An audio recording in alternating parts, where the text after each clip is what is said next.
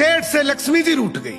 जाते हुए बोली, मैं यहां से जा रही हूं, अब मेरी जगह नुकसान आएगा, तैयार रहना, और अगर तुम जाते जाते मुझसे कुछ मांगना चाहते हो तो बोलो।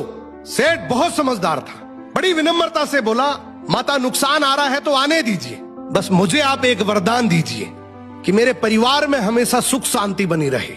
लक्ष्मी जी मुस्कुराई, तथास्तु कहा और वहां से चली गई। अब उस सेठ की 4 बहुएं थी। कुछ दिनों बाद सबसे छोटी बहू खिचड़ी बना रही थी।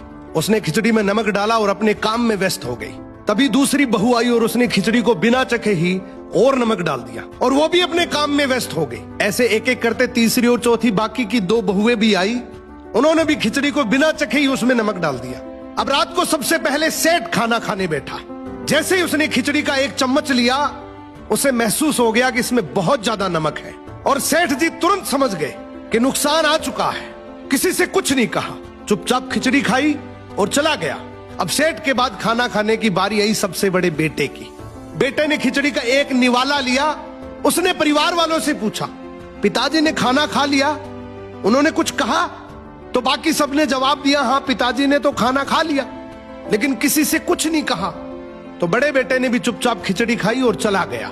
ऐसे ही करके परिवार के बाकी सारे सदस्य एक एक करके आए, अपने से पहले वालों के बारे में पूछा, कुछ नहीं कहा, चुपचाप खिचड़ी खाई और चले गए। अब रात को सेठ जी सो रहे थे, सपने में नुकसान आया और हाथ जोड़कर बोला, भाई मैं यहां से जा रहा हूं, मैं यहां नहीं रह सकता। तो सेठ जी ने पूछा, क्यों, क्या हो गया? नुकसान बोला, तुम सबने मिलकर 1 किलो नमक खा लिया, पर मजाल है कोई किसी पर नहीं चिल्लाया, किसी ने गुस्सा नहीं किया, सब शांत रहे। अब जिस परिवार में इतनी सुख शांति हो, आपस में इतना प्यार हो, वहां पर मैं नहीं रह सकता।